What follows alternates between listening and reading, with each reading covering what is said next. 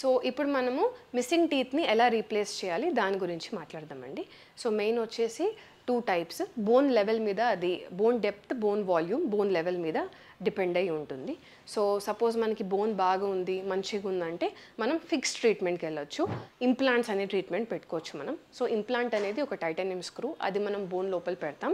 పెట్టిన తర్వాత మనం దాని మీద క్యాప్ పెట్టుకుంటాము. సో దాన్ని ఫిక్స్డ్ ట్రీట్మెంట్ అంటారు. ఒక పళ్ళు అయితే ఒక ఇంప్లాంట్, 2, 3 ఎన్ని పళ్ళు ఉంటాయి దాని బేసిస్ బట్టి మనం ఇంప్లాంట్స్ ప్లాన్ చేసుకొని ఫిక్స్డ్ ట్రీట్మెంట్ చేసుకోవచ్చు.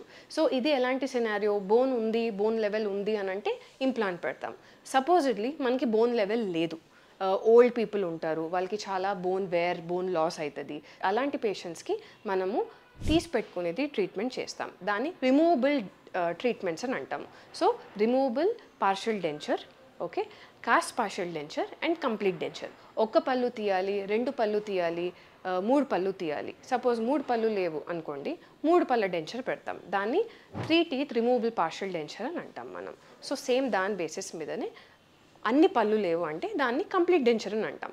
ప్లస్ ఇప్పుడు దాంట్లో రిమూవబుల్ పార్షియల్ డెంచర్ కాకుండా సపోజిడ్లీ కాస్ట్ పార్షియల్ డెంచర్ అనేది కూడా వచ్చింది. దేంట్లో మొత్తం యాక్రిలిక్ ప్లేట్ బదులు కొంచెం మెటల్ కాంపోనెంట్ కూడా వస్తుంది. దాన్ని కాస్ట్ పార్షియల్ డెంచర్ అంటాం. సో ఫిక్స్డ్ ట్రీట్మెంట్ అయితే ఇంప్లాంట్స్ వస్తుంది.